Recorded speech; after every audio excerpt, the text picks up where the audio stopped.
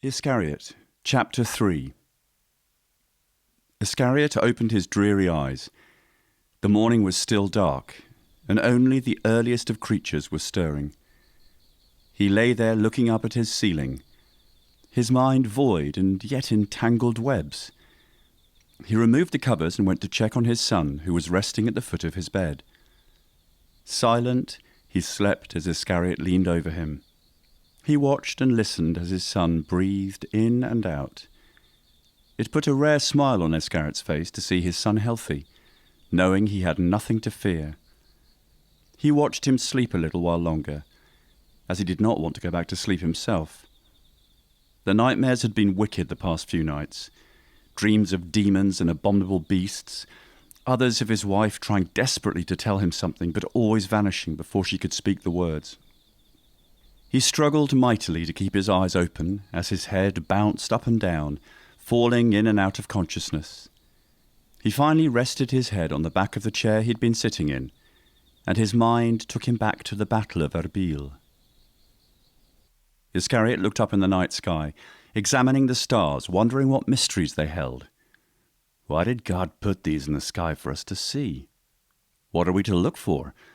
And when we find the answer, what are we to do with it? He thought. When he looked back down to earth, the night had turned to day. The sky was cloudless and bluer than the purest sea. The desert sands whipped around him, as did the bullets of his enemy. His breathing was heavy and rapid, and as he glanced over to his right, Iscariot watched his friend die as he was struck in the head by the speed and the might of a specialized armor-piercing bullet. His friend's body landed hard, and the red sands became richer as they absorbed the blood that seeped through his helmet. Beams of light flashed by him and crumbled the walls that were to his left. Iscariot radioed his team. "This is Alpha 2. The captain is dead. We are outnumbered 2-1. Charlie and Delta teams need to engage the enemy head-on. What remains of Alpha will flank the enemy's right. Charlie 1, do you acknowledge?" "Charlie team confirmed," was the response that came through. "Delta team status?" he asked.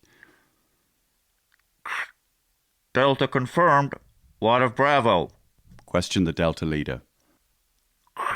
"Delta has been eliminated. We are all that is left," Iscariot answered. "Roger that," the Delta team leader responded. Delta and Charlie teams laid down suppressive fire as Iscariot gathered the rest of his